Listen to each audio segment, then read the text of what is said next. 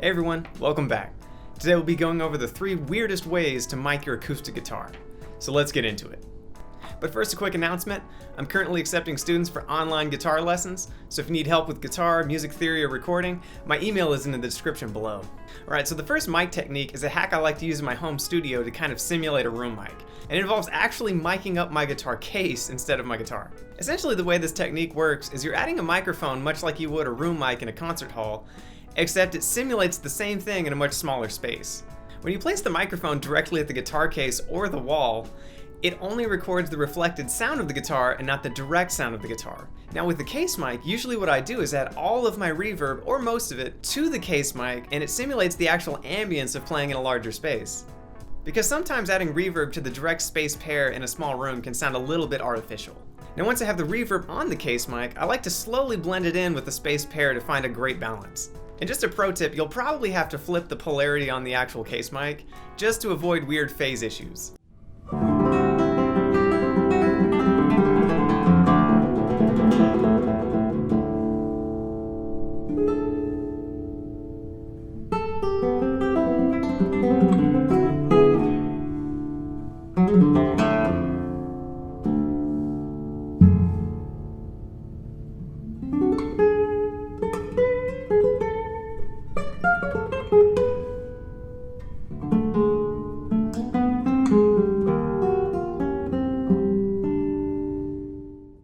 So the second weird mic technique is actually a space pair, but it's asymmetrical. Now the way you set this up is you want to have one mic in front of the guitar, usually in front of the bridge, and then set another mic that is equidistant from the bridge, usually above the player's right shoulder.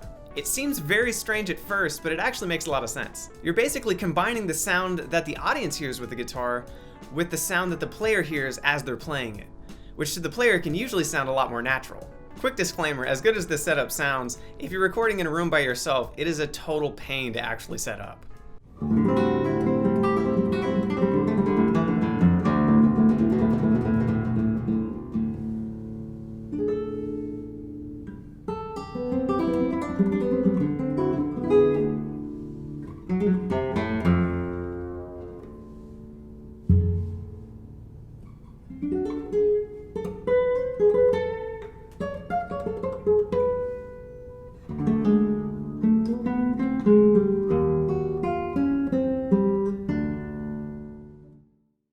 So the last one of these unconventional microphone techniques is one that I would use if the player really wanted to capture the sound as they hear it behind the guitar.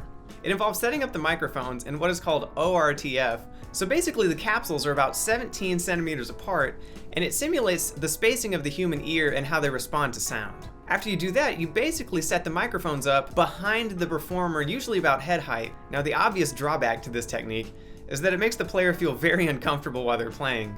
It's a very claustrophobic feeling to have microphones hovering above your head while you're trying to play.